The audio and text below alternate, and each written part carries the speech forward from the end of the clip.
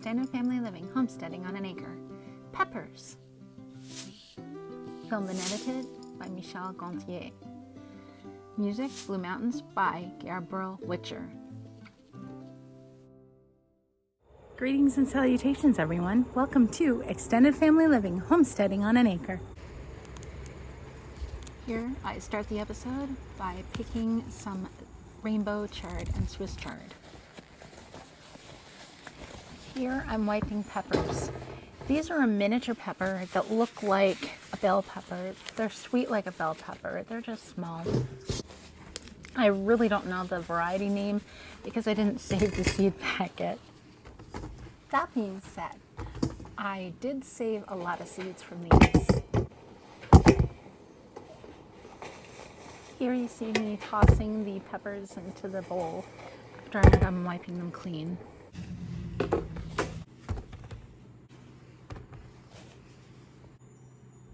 Rotisserie chicken going in for lunch. Come on, get in there where you belong.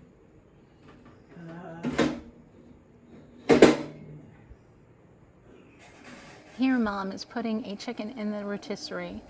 She has it sitting on top of the wood stove, which is a great place in the summertime for the rotisserie to sit. That is so cool. I really like those things. I like the rotisserie chicken. I like rotisserie chicken too. Anyhow, I'm continuing with cutting peppers, preparing a bunch of them for stuffed peppers, and I'm going to be putting them inside the pan that's on the left. The pan that's on the left is a Yorkshire pudding pan. It looks like a short, stubby cupcake tin or cupcake pan, but it's not. Each pepper will be in its own individual section.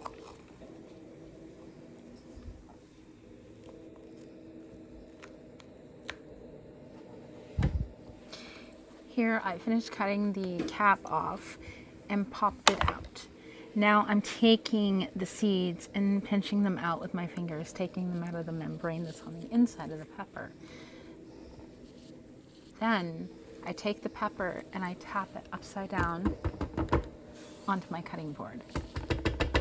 That's the noise you hear. There are the peppers that I just cut the tops off and took the seeds out. Those will be stuffed with some sort of meatloaf or sausage. Here I go, cutting peppers again. This time, the peppers are going to be for another use. Some of them are going to be used in the stir fry that I'm going to make for lunch. Others are going to be used for putting in the food dehydrator. The grains that you saw me pick at the beginning of the video are also going to be used in the stir fry. This time, I'm cutting the peppers lengthwise in half, and then lengthwise again into 4 sections, or as many as I can get with my sharp knife. Instead of using a paring knife for this job, I'm using a chef knife. Once I get the length cut, then I cut it into smaller pieces, about the size of a 1/4 inch square.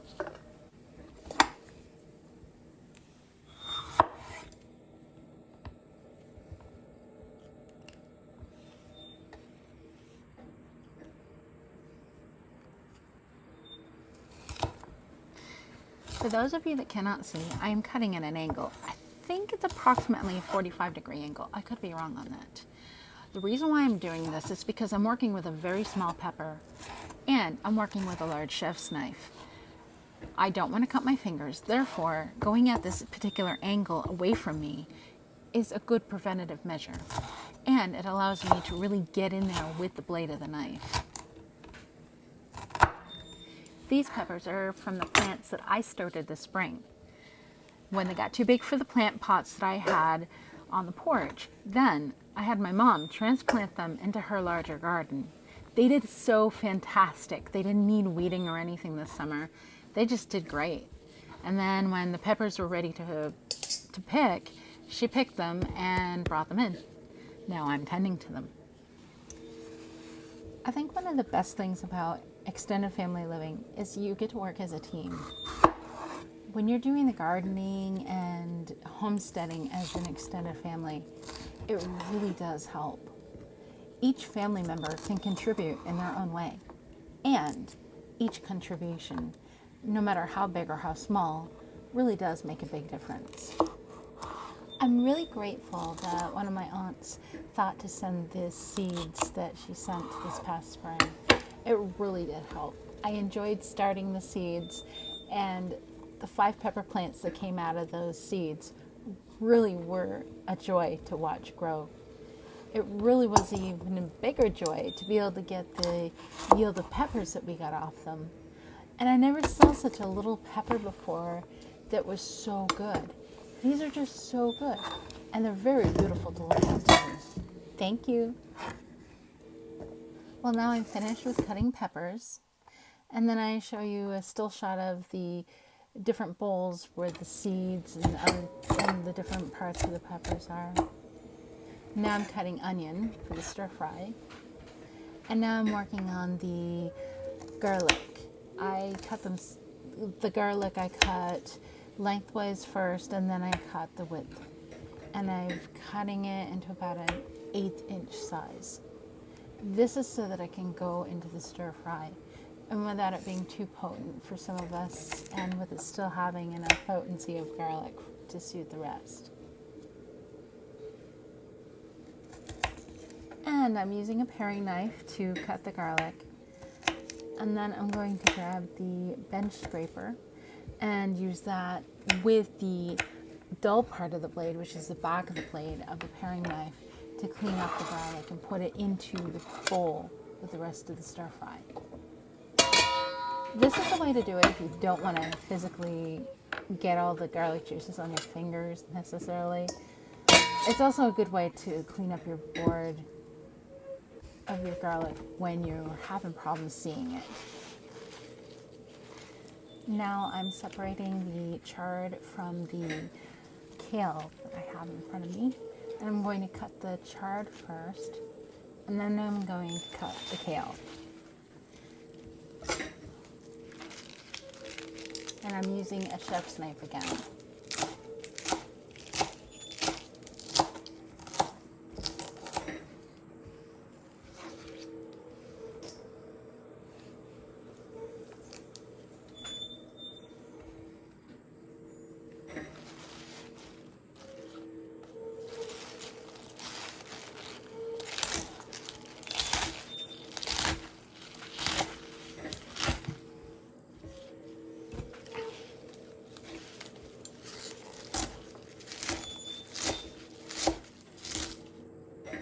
That was close.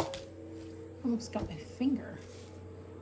Yes, folks, I almost sliced my finger in that one. Had the knife going a little bit too close to my own fingers. Okay, for all my visually impaired and legally blind viewers, I do have to say something. I prefer rolling my kale into a sausage shape and then slicing it, because it's easier to control that way. And it's also quicker. I'm less chance of cutting myself. This rapid cut is me cutting some more kale. Yes, I cut an awful lot of kale this day because that was the base of my stir fry.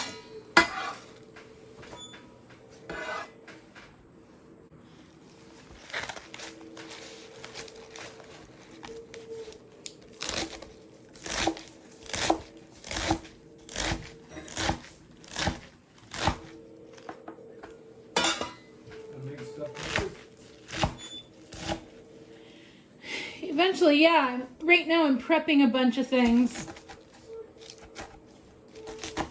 My dad just saw the tray of peppers on the stove waiting for me to do some stuffed peppers. And he knew what I was going to make, even though he asked, because he knows the only time I prepare peppers like that, I'm going to do some stuffed peppers. And here I am finishing up the process of the kale cutting. Okay, I've had my stir fry cooking for a little while. As you see, I've got kale, garlic, onion, rainbow chard, and peppers. And I seasoned it with Cajun spice and curry powder. And now I'm stirring it so that it doesn't stick to the bottom of the pan. I do have olive oil in the bottom of the pan so it won't stick, but of course, stirring it. I'm really grateful to the person who gave me this pan.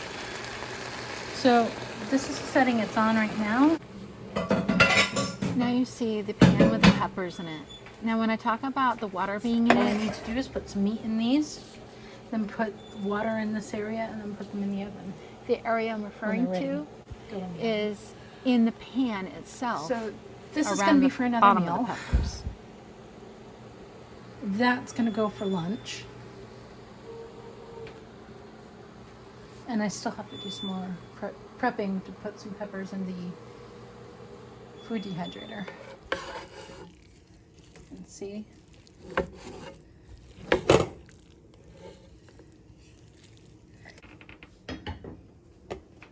Keep it warm. Here I have a tube of Tim Hortons sausage. I've never used a sausage in a stuffed pepper before, but I thought I'd try something different. The peppers are the colors of red, orange, and green that are in the pan. Anyhow, instead of doing a regular meatloaf with any kind of rice or anything like what would traditionally go into a meatloaf that you would put inside a stuffed pepper. Now, I traditionally use oatmeal, not rice. Instead of using anything in it like that, I'm just using Tim Hortons Mild Saucage, and I'm packing these tiny peppers. These peppers will be 2 to 4 peppers per person, depending on the person's appetite, I think. They're small, but they're rather filling.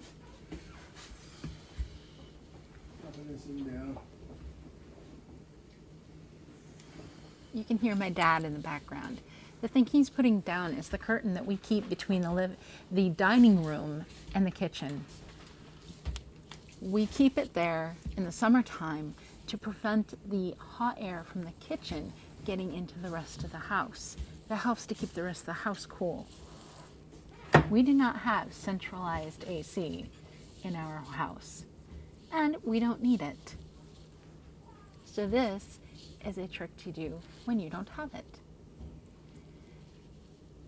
As the video continues playing, I am continually filling up these little tiny peppers. These peppers are anywhere from 2 inches tall to 2.5 inches tall. Like I said, small. I think maybe the largest one I have worked on from this batch of peppers was probably 3 inches, but that was a lot taller than the ones that I'm preparing here for the stuffed peppers. That went into the food dehydrator. After each job, I wash my hands. I wash my hands between each fruit, between each vegetable. I clean the board each time, and here I'm wrapping the leftover meat into a plastic wrap so it can go back in the fridge. I cleaned the stove before I started, and when I'm done, I'll clean the stove again. And here I just put plastic wrap over the pan of peppers. It's all ready to be, just remove the plastic and put it in the oven for a different meal. Now that the stove is cleaned and everything is cleaned up, we have lunch all ready. A photo of the chicken already cooked, and a photo of the stir fry done, and then a third photo that shows the food on the plate. Thank you for watching. Please like, share, and subscribe. And if you want notifications, just ring the bell.